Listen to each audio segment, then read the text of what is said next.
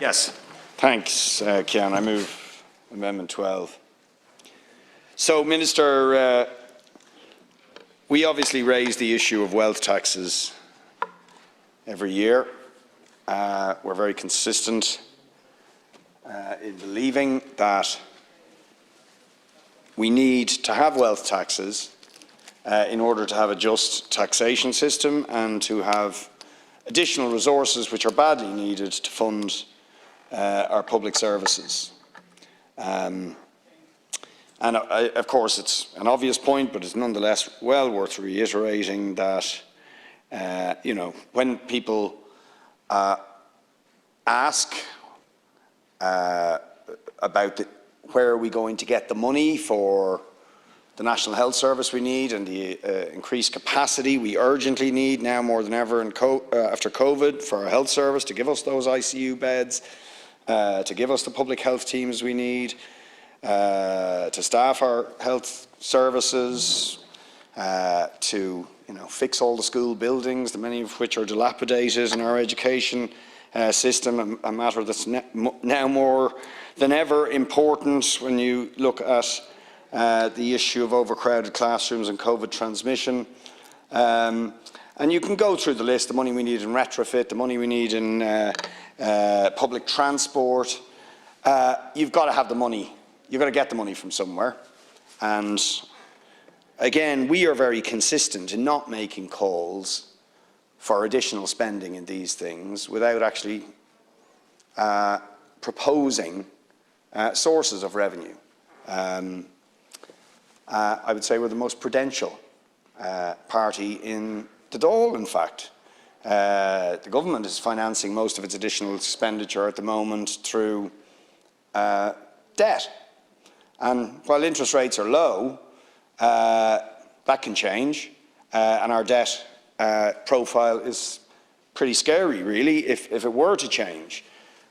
We are not against some borrowing, but we think we don't need to borrow as much as we are borrowing if we actually got the wealthy in our society to pay their fair share of tax, which in our view they are not, and that would provide billions extra, which we wouldn't have to borrow, to put into health, into education, into housing, into public transport, into climate measures and so on. You don't get much change in this country for raising these questions from the media or from political commentators, but nonetheless, the time will come, that in my opinion, the time will come when the wealth tax will be discussed in a serious way, and we're going to keep battering away at it until that moment does come.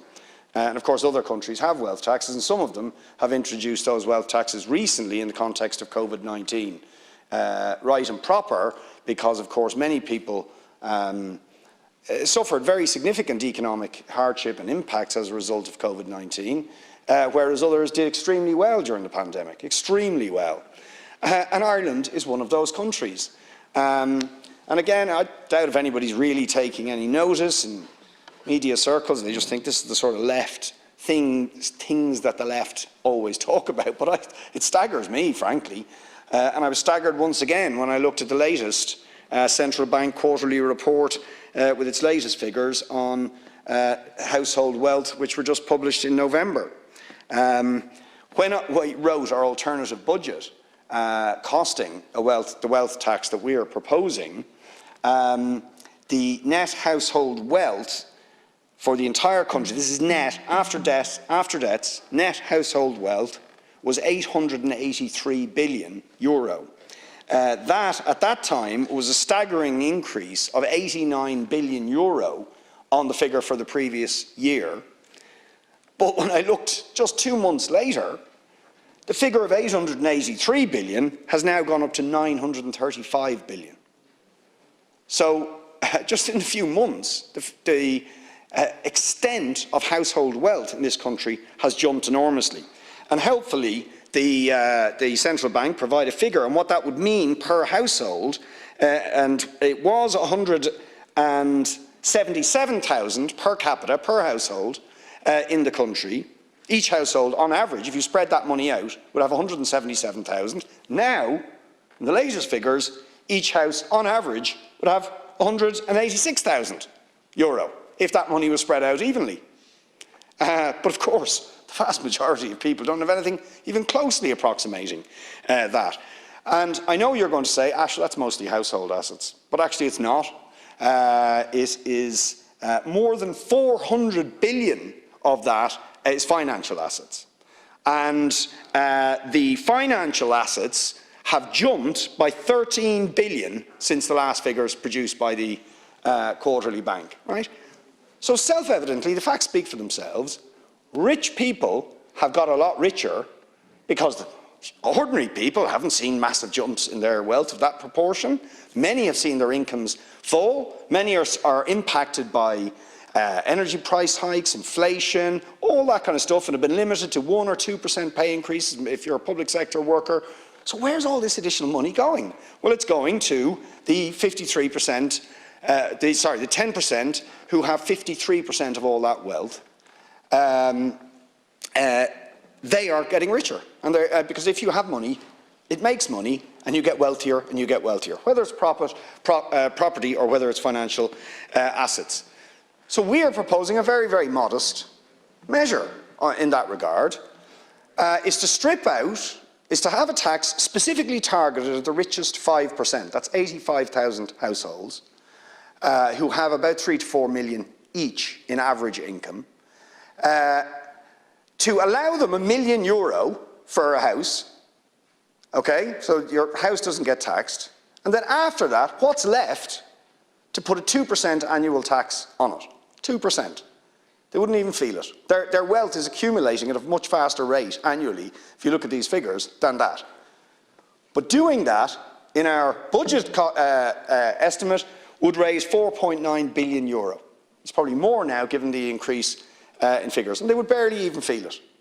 But that's a lot of money, and that money could come in every year and help fund the social housing, the public transport, the health, the education, where we desperately need money. So once again, we put that proposal and challenge the government as to why that wouldn't be a fair and reasonable thing to do. Thank you. Anyone else on this matter? No. Minister. Thank you, Deputy. And as I informed you during committee stage of this bill, wealth can be taxed in a variety of ways, some of which are already levied in Ireland. Capital gains tax and capital acquisitions tax are in effect taxes on wealth, in that they are paid by an individual or a company on the disposal of an asset or the acquisition of an asset through gift or inheritance. Deposit interest retention tax is charged at 33%, with limited exemptions on interest earned on deposit accounts. Local property tax is a tax based on the market value of residential properties. Any revenue raised from a wealth tax may not therefore be additional to the existing forms of wealth taxation, as revenues from those taxes could be affected by the introduction of a wealth tax. On the issue of household wealth, late last year the Central Bank published a report, Household Wealth, What is it, Who has it and Why it matters. It reports that the survey data indicates an improved financial position and resilience for households existing prior to the COVID-19 crisis when compared to the situation leading into 2008.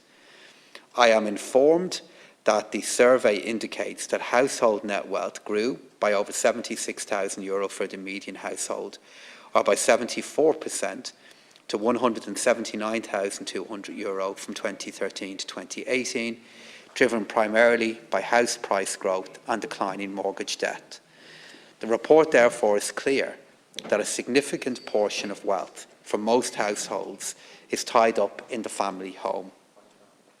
This net wealth grew across the entire wealth distribution, while inequality, as measured by the Gini coefficient, fell over the same period. The decline in negative equity from 33% in 2013 to 4% in 2018 was a key driver of this. As was confirmed in the recent budget tax policy changes document, a range of metrics demonstrate that compared to other countries, the Irish tax and welfare systems already contribute substantially to the redistribution of income and the reduction in income inequality. Indeed, our income tax system has become even more progressive over time and ranks as one of the most progressive in the OECD.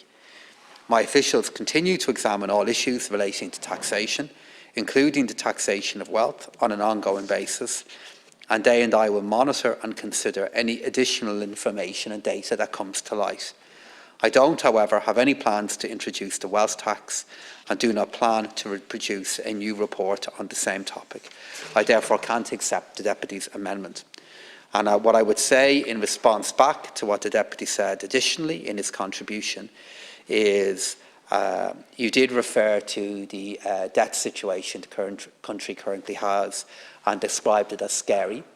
And while the level of debt that we do hold is an awful lot higher than it was in the pre-pandemic period, it's also the case that on average now our debt is funded for a certain time period that is long and at a low interest rate. That does mean that if our country continues to reduce the level of borrowing that we have, that we will over time be able to reduce the impact of that debt on our country. And while I would definitely describe it as a really serious issue that we have to be aware of in future budgets in the years to come, I would not at this point describe it as scary in terms of the impact it could have on decisions we have to make. And it is profiled for in terms of duration and interest rate in a way that if we manage our public finances carefully, the country should be able to manage the consequences of that debt. You made reference to other countries introducing the wealth tax. Perhaps, Deputy, you can inform me if any countries in the European Union have done it, and tell me a little bit about why their experiences inform your own. And then finally, it is worth saying again, as I always do in this debate, Deputy, that the survey from the Central Bank indicates that a key component of household wealth and the growth of household wealth in our country is what has happened to the value of residential property in Ireland. We have a local property tax that taxes the value of that wealth that is located in family homes. So therefore it resembles in many ways the kind of wealth tax that you want to bring in, but you're opposed to the local property tax and want to see it abolished. And then in relation to capital gains tax, capital acquisition tax, and then the dirt tax, at the level they're at, they're amongst the highest of any country that Ireland would compare itself to. So we have taxes in place already that are, some of which are a proxy or equivalent to the impact that a wealth tax could have. And in particular, we have a local property tax that Deputy Boyd Barrett has long campaigned on the abolition of.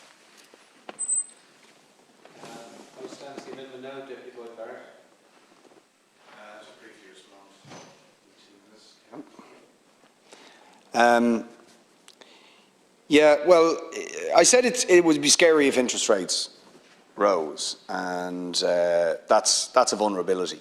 I accept that interest rates are low at the moment, and it's sustainable at this point, but that could change, and we learned to our cost after the crash in 2008 where that can lead you. And that's, you know, like, make an elementary point about the borrowing of money is you're borrowing it off rich people, essentially, and you're paying them interest. So people who have surplus money lend it back to people who don't have enough money, whether it's persons or states, and they charge them interest. So those people who have that surplus money are getting richer all the time. And that's how the financial assets grow and grow and grow each year of the wealthy. It's very simple. And I pointed out in that regard, in terms of the wealth accumulation, that the financial assets, set aside the property assets, grew dramatically by 13 billion since the last figures produced by the Central Bank. And 400 billion of that 936 billion is financial wealth, not households.